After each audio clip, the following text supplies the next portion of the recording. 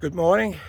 I'm here in by Brock Memorial, and at the moment I'm looking at Laura Ingersoll Secord Memorial. She is a woman that not many people know about her. She was like the Paul Revere of Canada, where Paul Revere jumped on his flipping horse and charging through the towns and everything else to warn them all the British.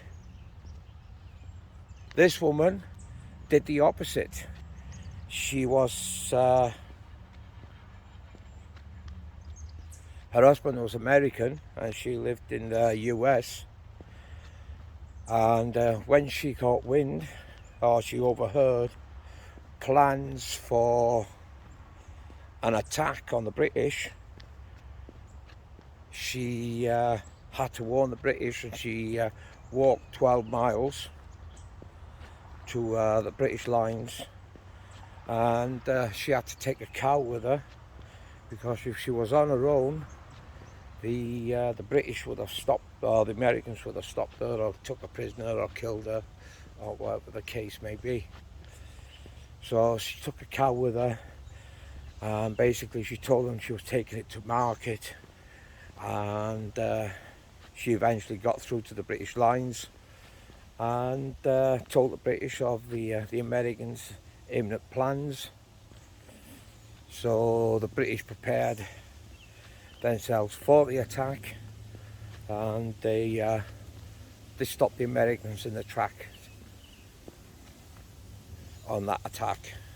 So yes, she was a very famous woman, but not many have heard about her, and they've named some chocolate after her as well, because she wasn't famously marked down as a heroine.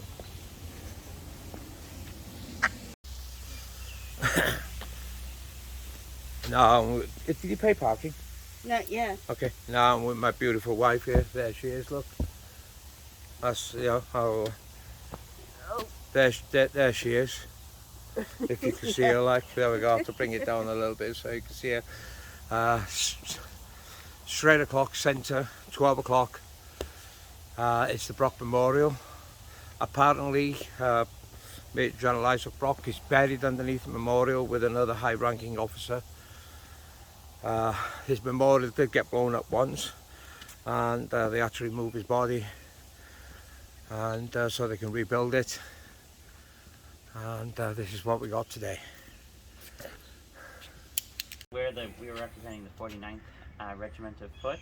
That's represented by the green facing, so it would be different for each regiment, as well as these breastplates with the numbers on them. Yeah. Down at Fort George in Niagara-on-the-Lake, you have the 41st Regiment, so they would have red facings and collars, which is a pretty bad example of them because they're matching. But you had the York Fencibles that had yellow, and the 8th Kings that had blue. So it's just different ways to tell the different regiments. Did the 49th fight on Queenston Heights? That's right, yes. They did. And so this is Brock's regiment. Yeah. So the General's regiment. They had the light company of the 49th up here on the heights for some of the battle. They had the Grenadier company down in the village.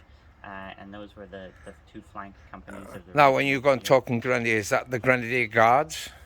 No. So at the time there was a company of grenadiers in all regiments, at least one. What's that, the Lobbing? Yes. So yeah. that originated from them sort of shot putting those big grenades you see in cartoons today.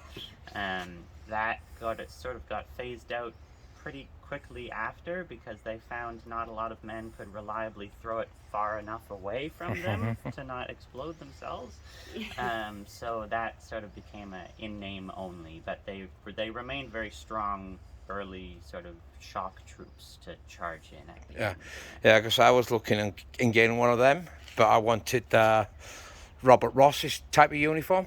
Oh yeah. Yeah, because they're the ones that went into DC.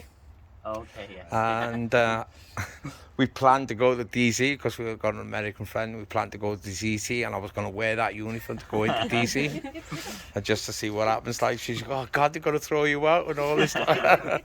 But no, there's a guy in Toronto that does the uniforms. Yes. But I came off Facebook and I lost his contacts and everything else. Like, so I left it. But anyway, cheers for that, mate.